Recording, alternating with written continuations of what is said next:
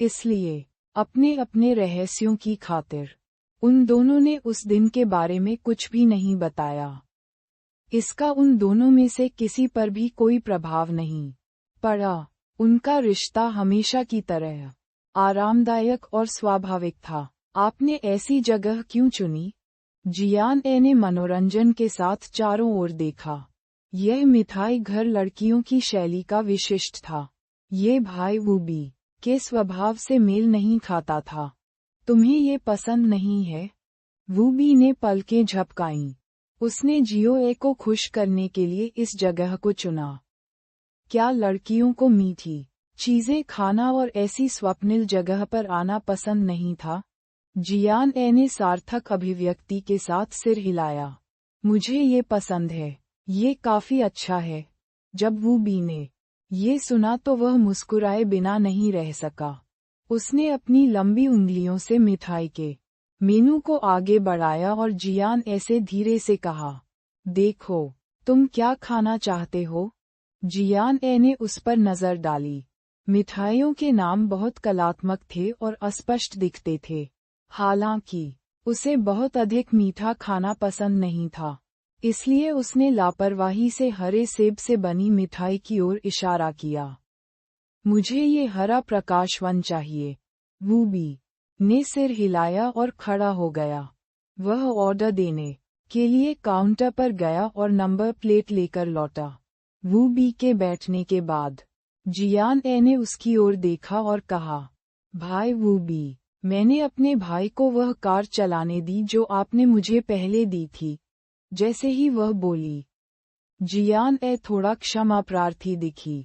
आखिरकार ये कार भाई वूबी के जन्मदिन का उपहार थी। हालांकि उसे अपना ड्राइविंग लाइसेंस प्राप्त करने में अभी भी कुछ साल बाकी थे। उस कार को हमेशा के लिए वहीं छोड़ना अच्छा नहीं होगा। संयोग से उसके भाई को एक बार परीक्षा देने के बाद ड्राइवर का लाइसेंस मिल गया, इसलिए उसने उसे कार चलाने दी। शुरुआत में वह भाई वूबी को कार लौटाना चाहती थी, लेकिन इसके बारे में सोचने के बाद उसने ऐसा न करने का फैसला किया। उसे लगा कि उपहार बहुत महंगा है, लेकिन वह मन ही मन जानती थी कि वह कार स्वीकार नहीं करेगा। वूबी ने उदासीनता से सिर हिलाया। ठीक है, चूंकि यह आपके लिए है, आप कुछ भी व्यवस्था कर सकते हैं। वूबी के लिए जब तक जियान ए ने उसका उपहार स्वीकार किया, ये पर्याप्त था। ये सुनकर जियान ए को राहत महसूस हुई। उसे डर था कि भाई वूबी इससे नाखुश होंगे। वैसे कुछ दिनों में एक हाई एंड कॉकटेल पार्टी है, वहाँ कुछ मज़ेदार चीजें होंगी। क्या आप मेरे साथ आने में रुचि रखते हैं? वूबी ने अचानक जियान ए से पूछा। ये सुनकर जियान ए दंग रह गई। हालांकि वूबी ने उसके साथ एक ऐसी लड़की की तरह व्यवहार किया होगा जो कई चीजों के बारे में बहुत कम जानती थी। जियान ए ने अपने पिछले जीवन में अनगिनत हाई एंड कॉकटेल पार्टियों में भाग लिया था।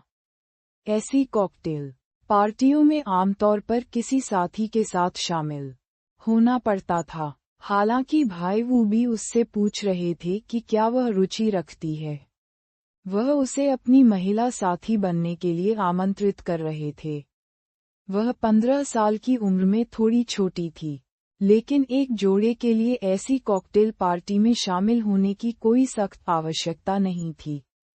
बहुत से लोग अपने अच्छे मित्रों या प्रेमियों को लेकर आए।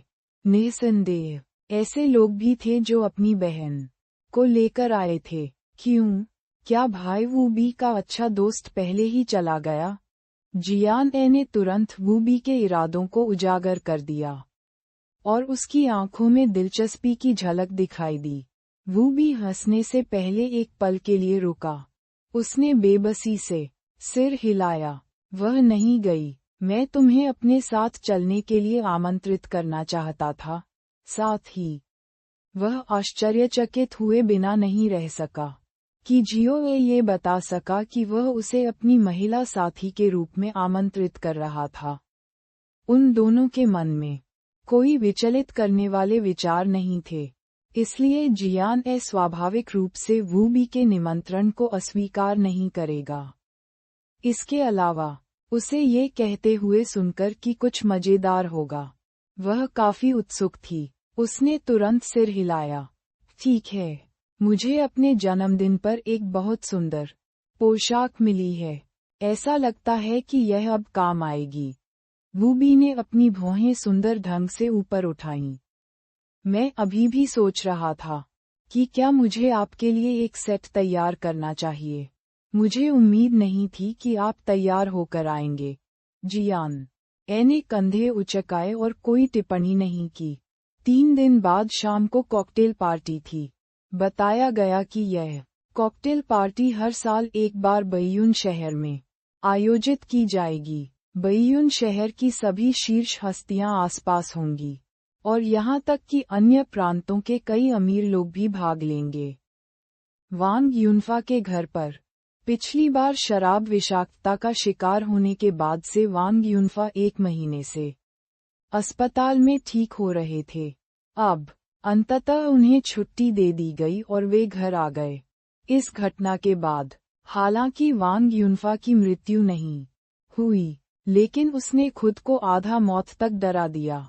आखिरकार वह वास्तव में खुद को मारना नहीं चाहता था, वह बस बुरे मूड में था और उसने बहुत अधिक शराब पी रखी थी। उसे यह उम्मीद नहीं थी कि वह शराब पीकर लगभग मर जाएगा।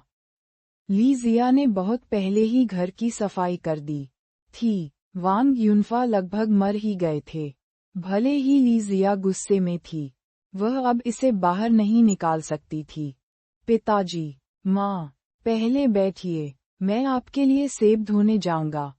ली जिया ने वांग परिवार के 2 बुजुर्गों को सोफे पर बैठने के लिए बुलाया और वह रसोई में जाने के लिए मुड़ गई। ये देखकर बुढ़िया ने तुरंत कहा, जिया, व्यस्त मत हो, पहले बैठो, तुम्हारे पिता और मुझे कुछ कहना है। जब ली जिया ने ये सुना तो वह दंग रह गई।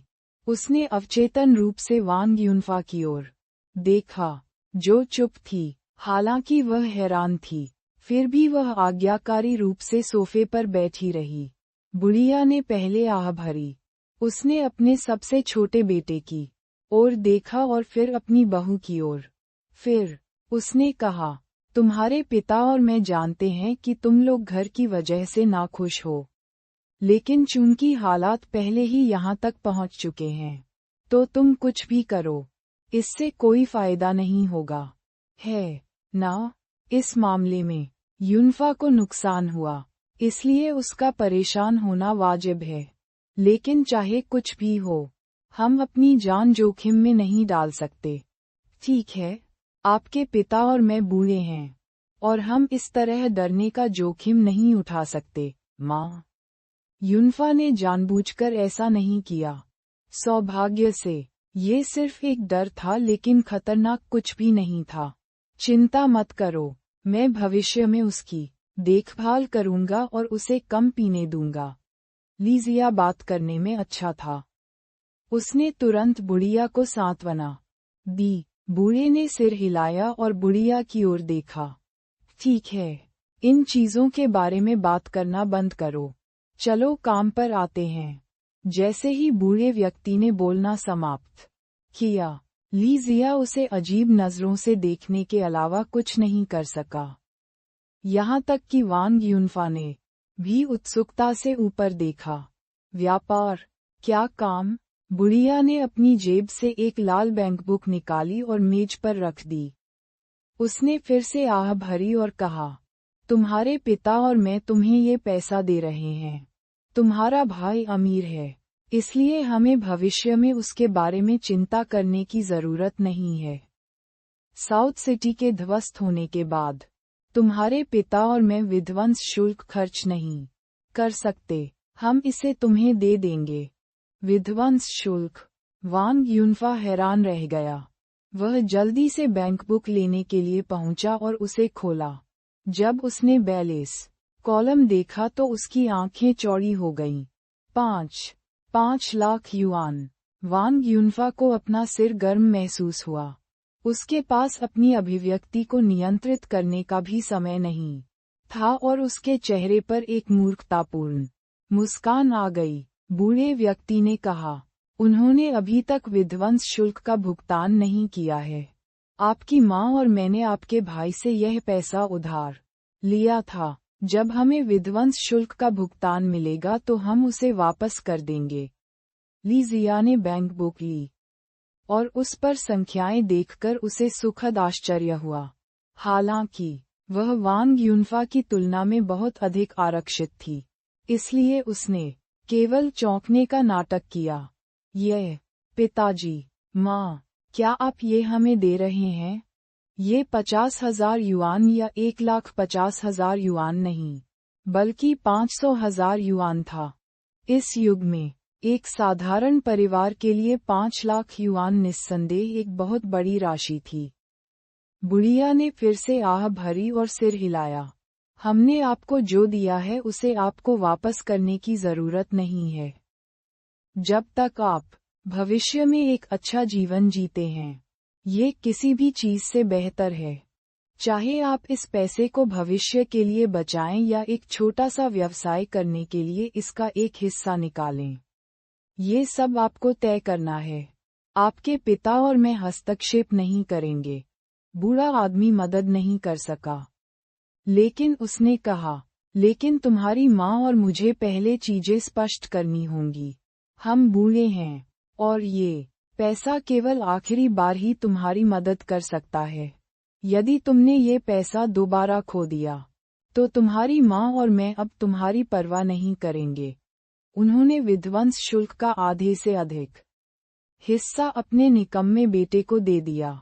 ये देखा जा सकता है कि वांग परिवार के दो बुजुर्ग आमतौर पर अपनी बेटियों के साथ ठंडा व्यवहार करते हैं, लेकिन अपने बेटों के सामने, भले ही वह वांग युनफा ही क्यों न हो, वे मदद करने की पूरी कोशिश करेंगे क्योंकि वे उसे पीड़ित होने देना बर्दाश्त नहीं कर सकते थे।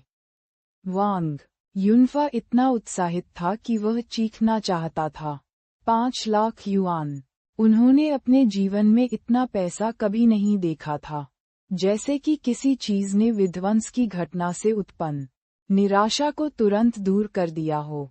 वांग युनफा ने तुरंत सिर हिलाया और वादा किया, पिताजी, माँ, चिंता मत करो, जिया और मैं इस पैसे का अच्छा उपयोग करेंगे। बुढ़िया अपने बेटे को जानती थी और जानती थी कि उस पर भरोसा नहीं किया जा सकता। सौभाग्य से ली जिया दो बुजुर्गों की नज़र में प्रभारी थे। बूढ़ी औरत मदद नहीं कर सकी, लेकिन ली जिया को देखकर बोली, जिया, इस पैसे को अच्छी तरह से रखो। इसे इतनी आसानी से युनफा को मत दो और उसे इसे खर्च करने दो। ली जिया ने सिर हिलाया। बुढ़िया की नज़र फिर से ली जिया के पेट पर पड़ी। वह उसे याद दिलाए बिना नहीं रह सकी। तुम्हारे नतीजे आए 2 महीने हो गए हैं। तुम बिल्कुल भी गर्भवती नहीं लगती।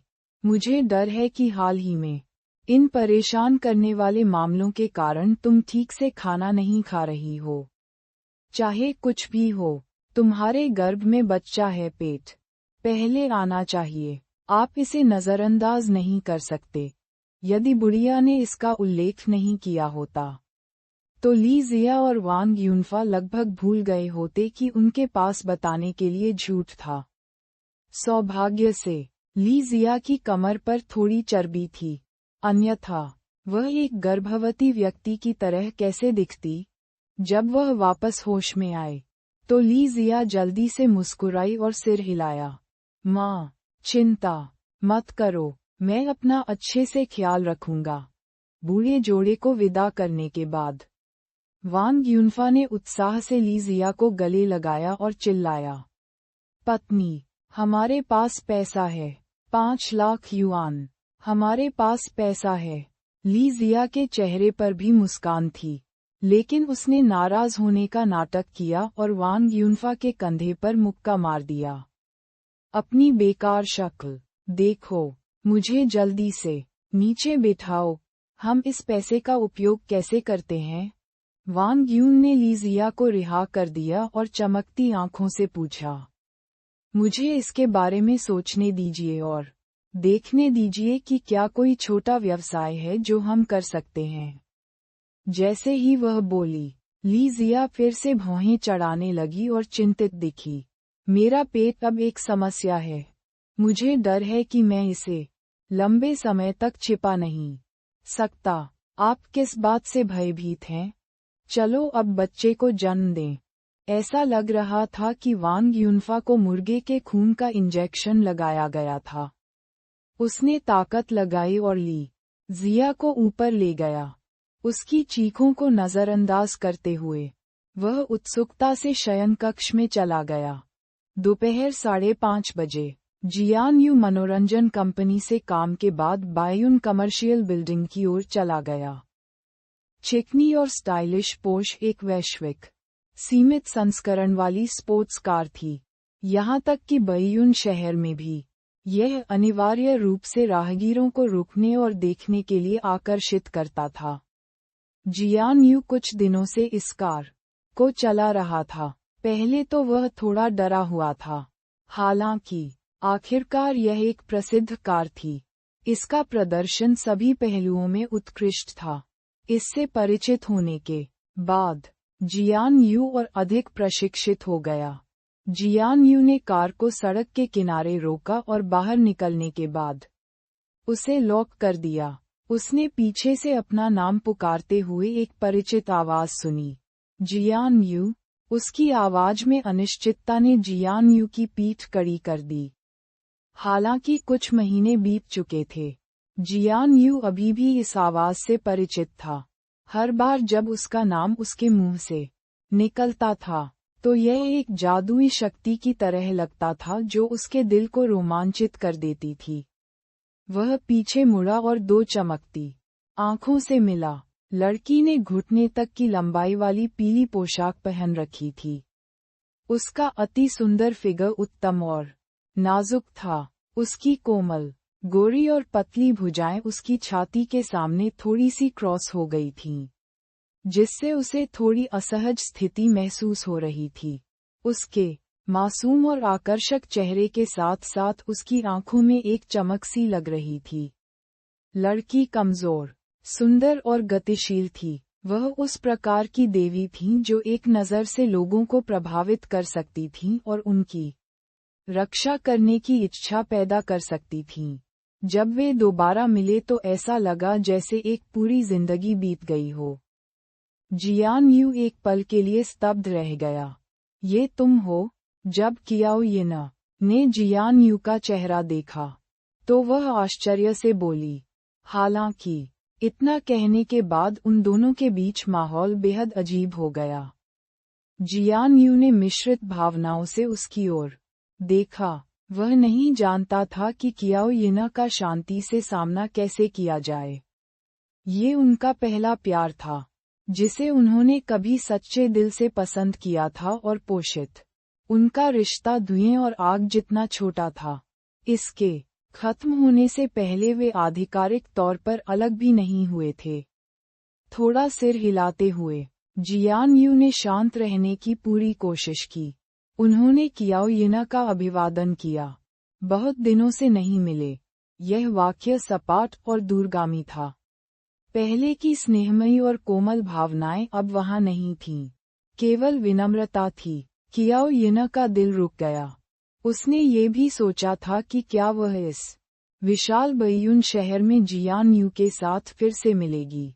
फिर क्या होगा? कियाओ येना अभी भी अपनी उपस्थिति को लेकर बहुत आश्वस्त थी। उसका मानना था कि भले ही उसने जियान यू को निराश करने के लिए कुछ भी किया हो, जब तक वह उसे फिर से सुंदर और परिपूर्ण रूप में नहीं देखता, उसे विश्वास था कि जियान यू उसके पक्ष में वापस आ जाएगा। हालांकि उसके सामने जियान यू ने उसे अपरिचित महसूस कराया। जब उसने उसे देखा तो केवल आश्चर्य की झलक दिखी। उसने कोई अन्य अभिव्यक्ति भी नहीं देखी। वास्तव में कियाओ येना के गुणों के साथ ये संयोग से नहीं था कि जियान यू उसके प्यार में पड़ गया। हालांकि जियान यू की नज़र में कियाओ येना एक शुद्ध, सौम्य और दयालु लड़की थी। हालांकि उस घटना के बाद जियान यू को एहसास हुआ कि शुद्ध और दयालु व्यक्ति वह स्वयं था। कियाओ यिन ने चुपके से अपने होंठ काटे। उसकी आंखें दया से भरी थीं, मानो वह प्रेमियों के बीच पुनर्मिलन का उत्साह दिखाना चाहती हो। हालांकि जियान यू केवल मुस्कुराया और धीरे से कहा, मुझे अभी भी कुछ खरीदना है। अलविदा। जैसे ही उसने बोलना समाप्त किया, वह मुड़ा और जाने का इरादा किया। चौंक कर कियाओ यिन ने सहजता से जियान यू की बाँह पकड़ ली और दयनीय रूप से कहा, जियान यू, क्या तुम अब भी मुझ पर गुस्सा हो? गुस्सा? जियान यू मुस्कुराया और अपना हाथ पीछे खींच लिया। उसने उसके सिर को हिलाकर रख दिया। इसमें नाराज होने की कोई बात नहीं है। ये शब्द विचारोत्तेजक थे। उस घटना ने जियान यू को बहुत बड़ा झटका दिया था, लेकिन वह पहले ही समझ गया था। कुछ लोग और कुछ चीजें क्रोधित होने लायक नहीं थीं। माफी के बारे में तो बात ही छोड़ दें। हर कोई एक विशिष्ट क्षण में अपनी पसंद का चुनाव कर सकता है, भले ही वे दूसरों को चोट पहुंचाएं। यह उनका अधिकार था। इसलिए जियान यू ने पहले ही इस पर काबू पा लिया था। चूंकि यह उसकी पसंद थी, वह केवल इसका सम्मान कर सकता था। हालांकि कियाओ यिन को जियान यू के शब्दों का अर्थ समझ में नहीं आया। यह सुनकर उसने समझाया, जियान यू, मुझे पता है कि मैं पहले गलत थी, लेकिन आप ये भी जानते हैं कि मैं लियू योंग के खिलाफ कुछ नहीं कर सकती। मैं आपकी रक्षा के लिए ऐसा कर रही हूँ, अन्यथा आप अपनी नौकरी खो सकते थे और अभी भी लियू योंग का बदला लेना होगा। कियाओ यिन चिंतित और गंभीर अभिव्यक्ति के साथ जियान यू के पास पहुंची। आप मुझ पर क्रोधित हो सकते हैं या आप मुझे क्षमा करने के बारे में भूल सकते हैं, लेकिन मैं सिर्फ ये जानना चाहता हूँ कि मैं वह नहीं हूँ जो आप सोचते हैं कि मैं हूँ। जियान यू ने कियाओ यिन की ओर देखा, जिसने अपना चेहरा उसके सामने उठाया था और हल्के से सांस छोड़ी थी। मैंने कभी नहीं सोचा कि आप किस तरह के व्यक्ति हैं, इसलिए आपको मुझे ये समझाने की जरूरत नहीं है। मैं केवल इतना जानता हूँ कि आपने वह विकल्प चुना जो आपको सही लगा। वह विकल्प मैं नहीं था। ये काफी है जियान यू के लिए। उसने कियाओ यिन को एक असहनीय व्यक्ति के रूप में नहीं सोचा था, चाहे वह लियू योंग से डरती हो या किसी और से कठिनाइयाँ, क्योंकि आखिर में वही पीछे छूट गया। अगर उसने सोचा होता कि कियाओ यिन ने पैसे के कारण लियू योंग को चुना, तो वह लियू योंग की तलाश में नहीं गया होता। ये सब इसलिए था क्योंकि जियान यू के दिल में कियाओ यिन अभी भी वह लड़की थी जिसने उसके दिल की धड़कन तेज कर दी थी।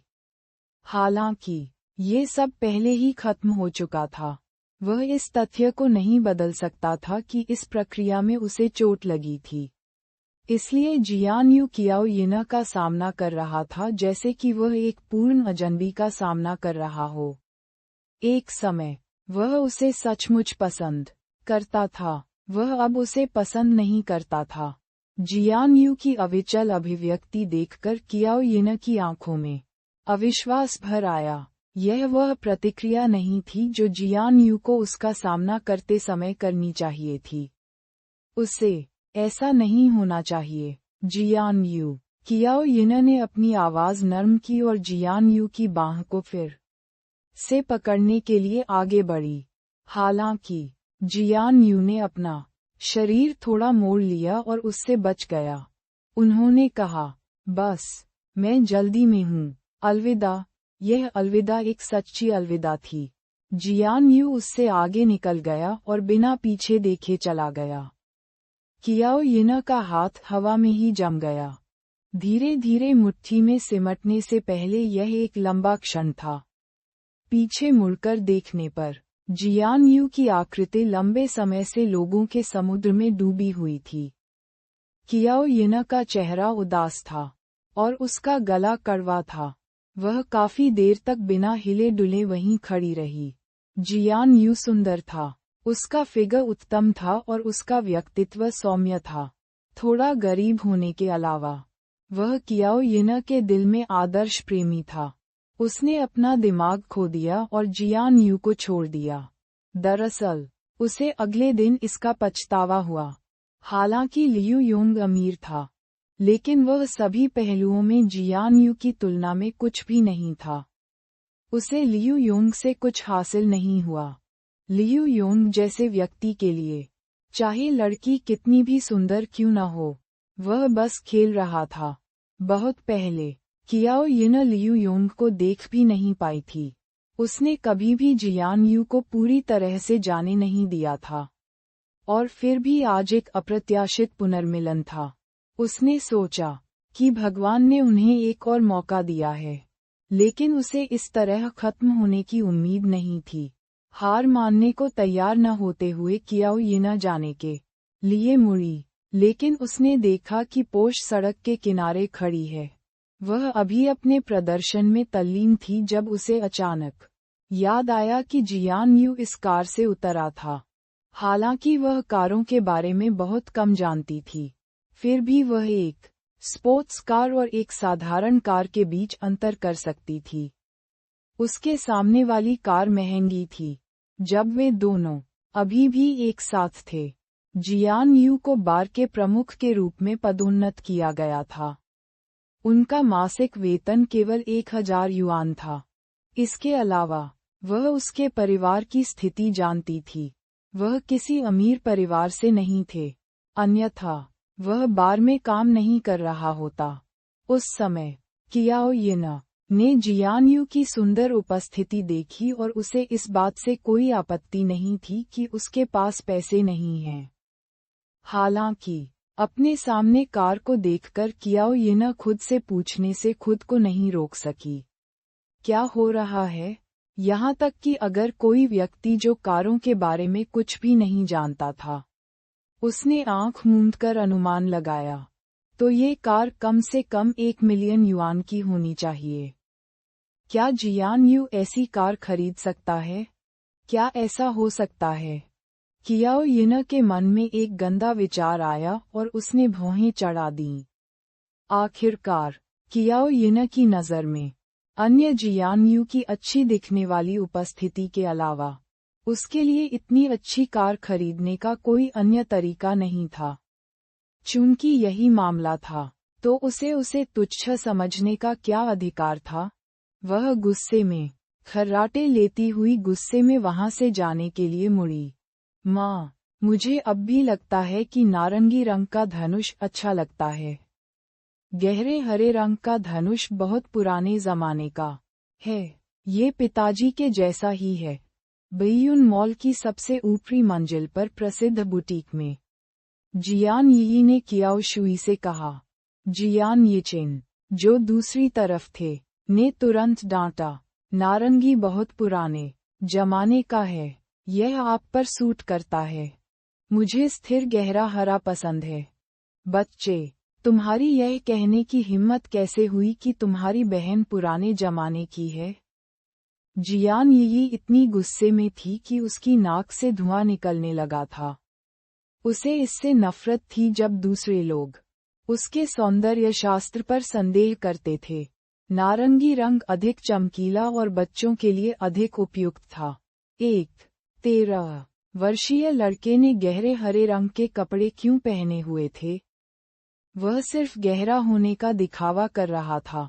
ग्रीष्म अवकाश के दौरान कियाओ शुई जियान यी और जियान यिचेन को राजधानी में ले आए। अब वह स्कूल शुरू हो रहा था। वे तीनों पहले ही बेयुन शहर लौट आए थे। चूंकि आज उनके पास करने के लिए कुछ नहीं था, इसलिए वे खरीदारी करने निकल गए। दोनों बच्चों को झगड़ते देखकर कियाओ शुई को केवल ये लगा कि यह आनंददायक और दिलचस्प था, लेकिन फिर भी उसने उन्हें मनाने की कोशिश की। ठीक है, यी, ऐसा नहीं है कि आप नहीं जानते कि आपके भाई को ये पसंद है। ये तब तक ठीक है जब तक वह इन्हें पसंद करता है। मुझे नहीं लगता कि यह उसके लिए उपयुक्त है। मैं बस कुछ सुझाव दे रहा हूँ। जियान यी ने मुंह बनाया और खर्राटा लिया। जियान येचेन का सुंदर चेहरा हिल गया और तिरस्कार का भाव प्रकट हुआ। आपका सौंदर्य शास्त्र इतना अतिरंजित है, फिर भी आप मुझे भटकाना चाहते हैं। जियान यी ने उसकी ओर देखा और गुस्से में अपने पैर पटक दिए। माँ, उसे देखो, उसने कहा कि मेरा सौंदर्य शास्त्र अतिरंजित है। येचेन कियाओ शुई पक्षपाती नहीं थी। उसने तुरंत जियान येचेन की ओर देखा और कहा, आप अपनी बहन के बारे में ऐसा नहीं कह सकते।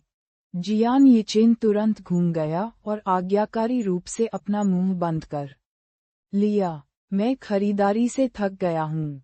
चलो नीचे चलते हैं और आइसक्रीम खाते हैं, कियाओ शुई ने सुझाव दिया। मैं डुरियन केक खाना चाहता हूँ, जियान येचेन ने तुरंत कहा। जियान यी ने फिर से भौहें चढ़ा दी। क्या तुम ऐसी घिनौनी चीजें नहीं खा सकते?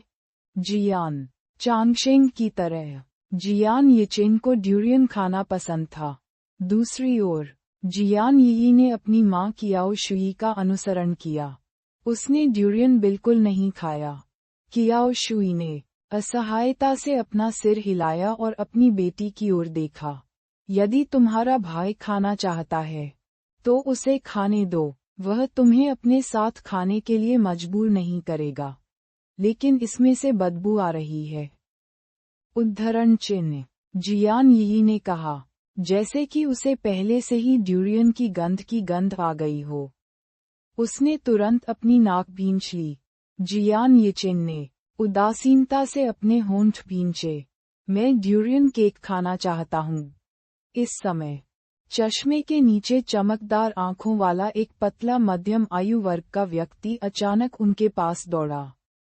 उस व्यक्ति ने उत्साहपूर्वक जियान यी और जियान येचेन को ऊपर से नीचे तक आकार दिया, जिससे उनकी खोपड़ी में झुनझुनी होने लगी। कियाओ शुई ने सावधानी से दोनों बच्चों को पीछे खींच लिया और उस आदमी की ओर देखा। क्या बात, सौभाग्य से उस व्यक्ति की नज़र केवल उत्साहित थी और कोई मनहूस अभिव्यक्ति नहीं। इसके अलावा वे एक प्रसिद्ध बुटीक में थे और आसपास लोग थे। अन्यथा कियाओ शुई ने पुलिस को मौके पर बुला लिया होता।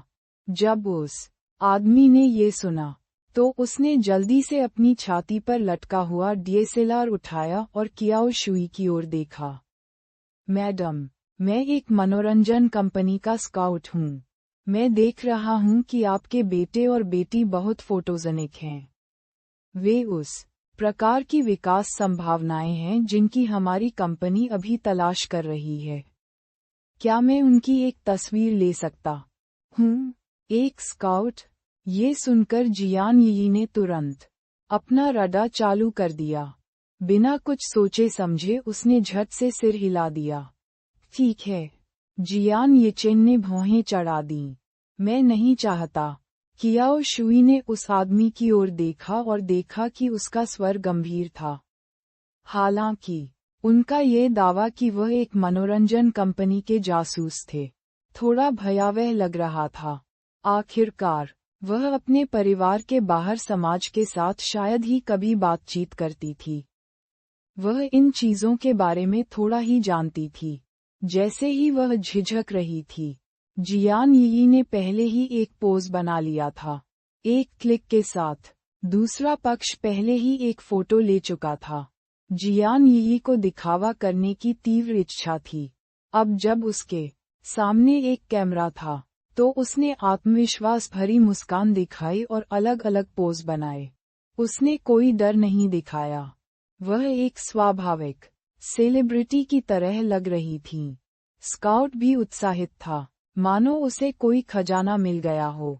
उसने कैमरा पकड़ा और उसे कैद करने की पूरी कोशिश की। वह ये कहने से खुद को नहीं रोक सका, एक और। स्काउट की तकनीक से पता चलता है कि वह फोटोग्राफी में पेशेवर था। कियाओ शुई शुरू में मना करना चाहती थी, लेकिन उसे उम्मीद नहीं थी कि उसकी बेटी इतनी भावुक होगी। उत्तेजित होते देखकर उसने उसे नहीं रोका। जियान येचेन, जो किनारे पर था, ने अपनी बहन को घूमते हुए देखा। उसकी आंखें आसमान की ओर घूमने लगी थीं, और उसके चेहरे पर केवल एक शब्द था, तिरस्कार। 10 से अधिक तस्वीरें लेने के बाद स्काउट ने कैमरा नीचे रखा और लेंस के माध्यम से जियान यी की तस्वीरों को देखा। उसने सहमति में सिर हिलाया। यह अच्छा है। ये भी अच्छा है। अंकल, क्या आप सचमुच स्काउट हैं? जियान यी आगे झुक गया और प्रत्याशा से पूछा। स्काउट ने सिर हिलाया। बेशक, मैं तस्वीरें बाद में कंपनी में वापस लाऊंगा। यदि कंपनी आपको चुनती है, तो कोई आपसे संपर्क करेगा। सचमुच? आप किस मनोरंजन कंपनी से हैं? जियान यी ने पूछा। जब स्काउट ने ये सुना, तो उसने उसे एक नाम काट दिया और कहा, मुझे एक संपर्क नंबर भी छोड़ दो। मैं इसे बाद में तस्वीरों के पीछे पंजीकृत कर दूंगा। अगर कोई खबर होगी, तो कंपनी में कोई आपसे संपर्क करेगा। जियान यी ने नाम काट लिया और उसे देखा। उस पर छपा था, रोज एंटरटेनमेंट स्काउट डिपार्टमेंट, फोटोग्राफर झूजी, रोज एंटरटेनमेंट। जियान यी ने एक पल के लिए सोचा। वह आमतौर पर मनोरंजन उद्योग की खबरों पर ध्यान देती थी और कुछ बड़ी मनोरंजन कंपनियों के बारे में जानती थी। हालांकि उसने रोज एंटरटेनमेंट के बारे में कभी नहीं सुना था। दूसरे विचार में, यह कोई बड़ी कंपनी नहीं होगी, इसलिए उसे न पता होना सामान्य बात थी। लेकिन इससे कोई फर्क नहीं पड़ता, जब तक वह एक सेलिब्रिटी थी। इससे कोई फर्क नहीं पड़ता कि वह शुरुआत में किसी बड़ी कंपनी के साथ अनुबंध नहीं कर पाती। अप्रत्याशित रूप से, जियान यी ने स्काउट के लिए अपना फोन नंबर छोड़ दिया। स्काउट ने इसे नोट कर लिया और संतुष्ट भाव के साथ चला गया। ये बहुत अविश्वसनीय है। कियाओ शुई कहने के अलावा कुछ नहीं कर सकी। सड़कों पर किसी सेलिब्रिटी की तलाश कौन करेगा? यह अजीब लग रहा था। हालांकि मनोरंजन जगत में सितारे बनाने के मौजूदा मॉडल के लिए स्काउट्स एक बहुत ही सामान्य और महत्वपूर्ण अस्तित्व था। मनोरंजन क्षेत्र में वर्तमान में कई प्रसिद्ध हस्तियों को सड़कों पर स्काउट्स द्वारा खोजा गया था। स्काउट बनना उतना आसान नहीं था जितना ऊपर से लगता था। कोई भी मनोरंजन के क्षेत्र में दूसरे पक्ष की क्षमता को केवल एक नज़र से बता सकता है। यह कोई ऐसी चीज नहीं थी जिसे सुंदरता के आधार पर आंका जा सके। जियान येचेन ने उदासीनता से कहा। वह बचपन से ही एक सेलिब्रिटी बनने की इच्छा के बारे में बात करती रही है। अगर वह व्यक्ति असली स्काउट होता, तो यह उसका सपना पूरा कर देता। हालांकि उसे इस तरह की चीज पसंद नहीं थी। आखिरकार वे भाई बहन थे। वह जानता था कि उसकी बहन क्या चाहती है। येचेन मुझे सबसे अच्छे से जानता है। जियान यी अच्छे मूड में थे और उन्होंने झूजी का नाम काट ध्यान से हटा दिया। जियान येचेन ने निर्दयता से कहा, मुझे डर है कि आप हार नहीं मानेंगे। अपने सपने को पूरा करने के लिए आप पिताजी से जियान एंटरटेनमेंट कंपनी या कुछ और स्थापित करने के लिए भी कह सकते हैं। जियान यी ने उसकी ओर देखा। बदमाश, तुम फिर से बकवास कर रहे हो। ठीक है, मूर्ख बनाना बंद करो। जाओ और खाओ। कियाओ शुई ने इसे दिल पर नहीं लिया। आखिरकार उसकी नज़र में ऐसी कोई बात विश्वसनीय नहीं थी। मिठाई की दुकान पर काउंटर के सामने लंबी लाइन लगी थी। नमस्कार सर, आप क्या चाहेंगे? अंत में जियान यू की बारी थी। वेटर ने उसकी ओर देखा और गर्मजोशी से पूछा, जियान यू, 4 ड्यूरियन केक। वेटर ने कहा, मुझे क्षमा करें सर, केवल 3 ड्यूरियन केक बचे हैं। क्या ये ठीक है? जियान यू ने सिर हिलाया। जरूर। इस समय किसी ने पीछे से जियान यू के कंधे को थपथपाया। जियान यू ने मुड़कर कियाओ शुई की क्षमा प्रार्थी दृष्टि से देखा। जियान यू असमंजस में पड़ गया। कियाओ शुई ने शर्मिंदा होकर कहा, मुझे क्षमा करें, युवक, क्या आप मुझे ड्यूरियन केक दे सकते हैं? माँ, मैं कुछ और खाऊंगा, जियान येचेन ने टोकते हुए कहा। हालांकि उन्होंने ऐसा कहा, लेकिन उनकी अभिव्यक्ति विरोधाभासी थी और वे अनिच्छुक थे। जियान यू ने अपना सिर नीचे किया और अपनी बाह के नीचे एक बव्वा पाया। जियान यू स्तब्ध था। वह नहीं जानता था कि यह कोई भ्रम था, लेकिन उसे लगा कि इस बच्चे की भौहें वैसी ही हैं जैसी वह बचपन में था। ये स्पष्ट नहीं था, लेकिन वे एक जैसे दिखते थे। ठीक है, जियान यू ने सिर हिलाया। धन्यवाद।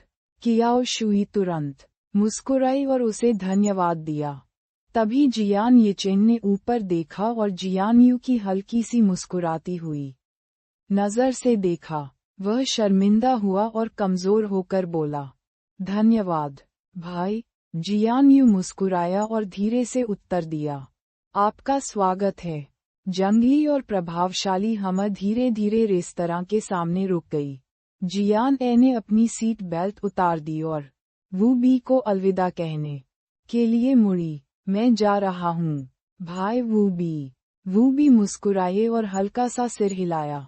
मुझे अपना उत्तरी शहर का पता बाद में भेजें। मैं आपको परसों शाम 6 बजे ले लूँगा। जियान ए सिर हिलाया। ठीक है, मैं समझता हूँ। उसने धक्का देकर दरवाजा खोला और कार से बाहर निकल गई।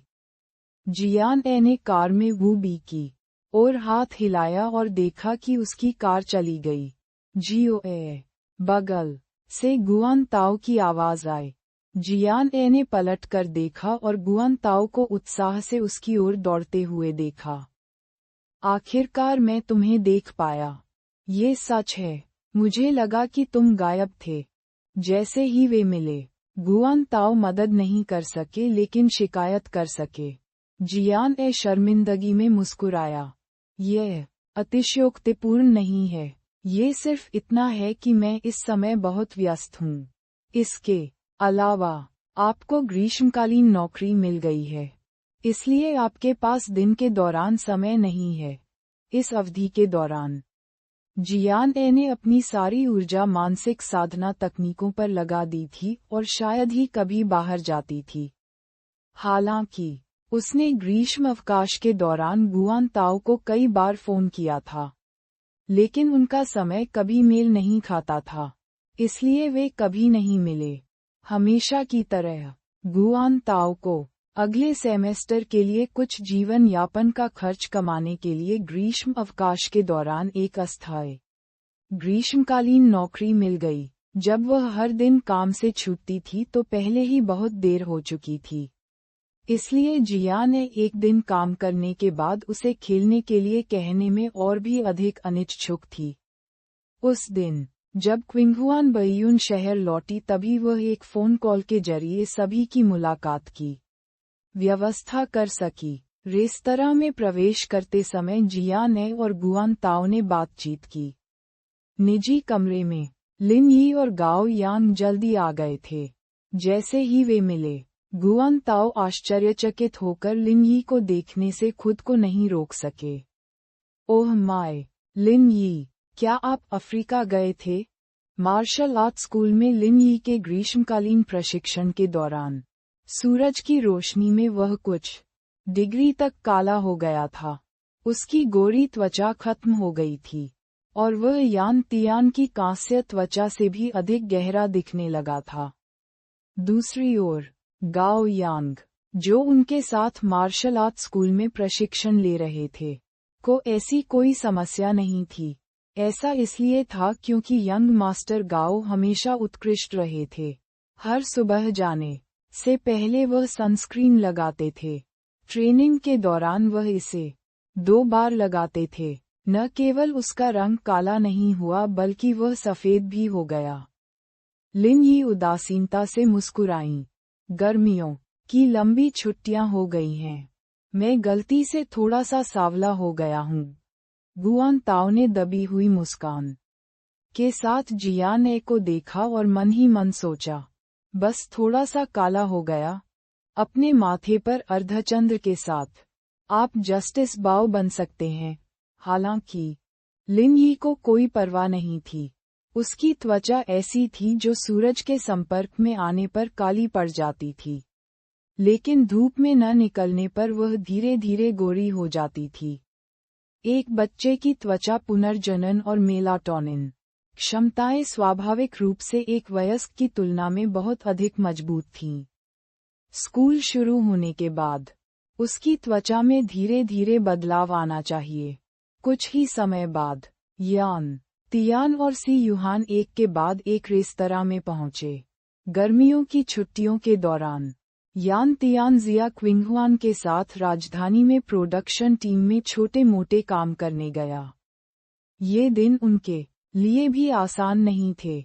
मालिक के रूप में किंगहुआन हमेशा प्रोडक्शन टीम में खाता और सोता रहता था, इसलिए यान तियान जैसा गुलाम ज्यादा बेहतर नहीं होगा। हालांकि जब उन्होंने लिन यी को देखा, जिनकी मार्शल आर्ट स्कूल यान तियान में प्रशिक्षण के कारण त्वचा काली पड़ गई थी, तुरंत बहुत बेहतर महसूस हुआ। मैं कहता हूँ, आप लोग बहुत ज्यादा हैं। आपने मेरे साथ इस बारे में चर्चा भी नहीं की। यान तियान ने लिन यी और गाओ यांग की ओर देखा और अप्रसन्नता से कहा। लिन यी अपनी सीट पर पीछे झुक गए और मुस्कुराए।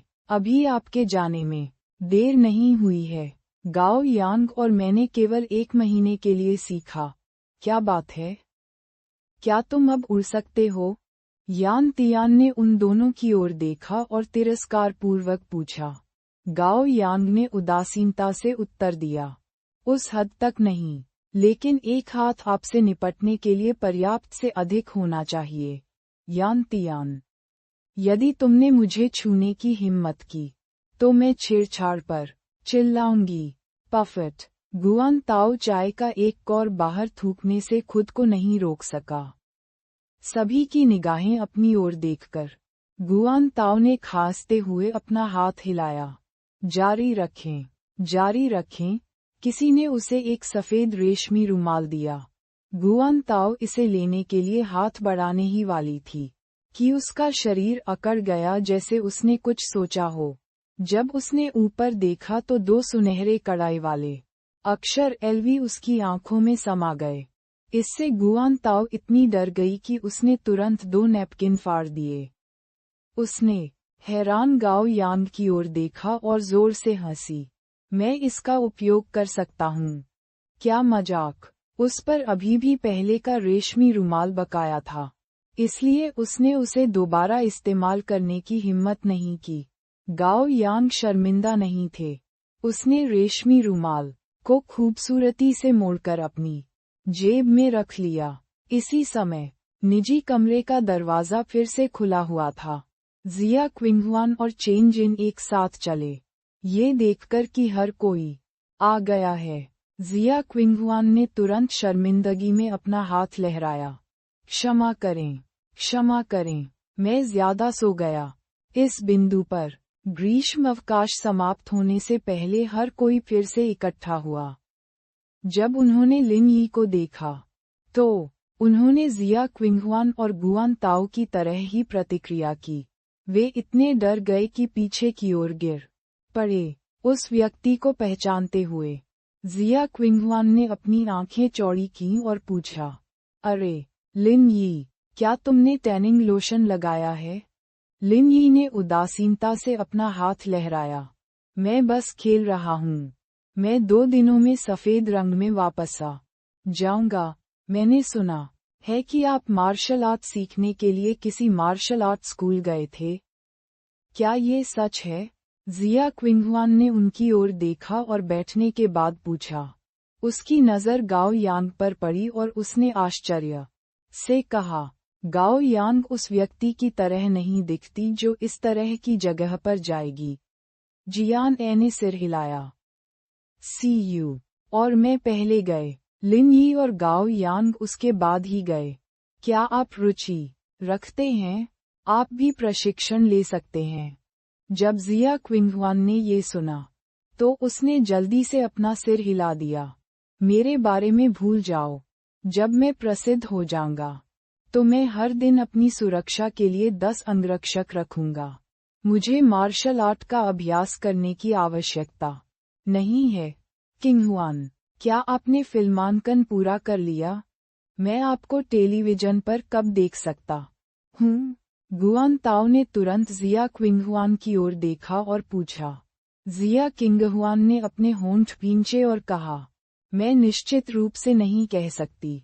अगर ये तेज है तो ये सर्दी होनी चाहिए। पूरी गर्मी की छुट्टियों में सभी ने एक दूसरे को नहीं देखा था। ग्रीष्म अवकाश समाप्त होने से पहले उनका एकत्रित होना दुर्लभ था। एक पल के लिए माहौल असाधारण रूप से जीवंत हो गया और वे बातें करते रहे। भोजन के दौरान लड़कियां एक साथ बाथरूम गईं। जब यान तियान ने ये देखा तो वह मदद नहीं कर सका, लेकिन लिन यी के पास गया और जिज्ञासा से अपनी भौहें ऊपर उठा लीं। क्या हो रहा है? लिन यी ने भौहें सिकोड़ लीं और उसे अजीब नजरों से देखा। आपका क्या मतलब है? आस्क। यान तियान ने उसकी ओर देखा और जियान ए की ओर अपनी ठुड्डी उठाए। मेरा क्या मतलब है? बेशक यह आपके और जियान ए के बारे में है। कोई प्रगति? लिन यी ने अपना सिर हिलाया। कोई प्रगति नहीं। भाई, क्या आप आश्वस्त हैं कि आप ये कर सकते हैं? आप पूरी गर्मी की छुट्टियां उसके साथ बिता रहे हैं, लेकिन आपने कोई प्रगति नहीं की है। यान तियान ने ऐसे स्वर में कहा जैसे उसे उससे बेहतर की उम्मीद हो। उसकी वजह से तुम पहले से ही ऐसे हो गए हो। क्या उसने तुमसे कुछ भी व्यक्त नहीं किया? यान तियान की आवाज तेज नहीं थी, लेकिन निजी कमरे में हर कोई उसे सुन सकता था। चेन जिन मदद नहीं कर सके, लेकिन उत्सुकता से देखने लगे, जैसे कि उन्हें कुछ समझ आ गया हो। लिन यी नाम का ये लड़का जियो ए को पसंद करता था। दूसरी ओर सी यूहान ने चुपचाप खाना खाया। उन्होंने ऐसी बातों को कभी दिल पर नहीं लिया था। वह संप्रदाय मास्टर का निजी मामला था। लिन यी ने इस विषय को नहीं टाला। आखिरकार वह इन भाइयों के अलावा किसी और को नहीं बता सका। उन्होंने विवादित भाव से अपने होंठ भींचे और कहा, दरअसल ये जियान ए की समस्या नहीं है। ऐसा लगता है कि यह मेरी समस्या है। तुम्हारी समस्या क्या है? यान तियान स्तब्ध रह गया। उसने उसकी ओर देखा और पूछा। लिन यी अपने दिल की समस्या को समझ नहीं सके। उसने भौहें सिकोड़ लीं और 2 सांसें लीं। अंत में उसने अपना सिर हिला दिया। मैं नहीं बता सकता। उसने खुद से पूछा कि क्या वह अब भी जियान ए को पसंद करता है। उत्तर हाँ होना चाहिए था। शायद वह उसे पहले से भी ज्यादा पसंद करने लगा था। हालांकि इस पर विचार करने के बाद, हालांकि वे मार्शल आर्ट स्कूल में लगभग हर दिन मिलते थे, जियान ए अभी भी हमेशा की तरह उसके प्रति मित्रतापूर्ण थी और उसने कभी भी जानबूझकर खुद को उससे दूर नहीं किया था। हालांकि लिन यी को हमेशा लगता था कि वह जियान ए से दूर होता जा रहा है। वह भावना बहुत स्पष्ट थी। भले ही वह हर दिन उसके साथ बिताता था, उसे हमेशा लगता था कि वह जियान ए के साथ नहीं रह सकता। इस भावना ने कोई ठोस संकेत नहीं दिखाया। यह पूरी तरह से उसकी भावना थी। इसके अलावा ये भावना मजबूत होती जा रही थी, इतनी मजबूत कि वह चाहकर भी इसे नजरअंदाज नहीं कर सकता था।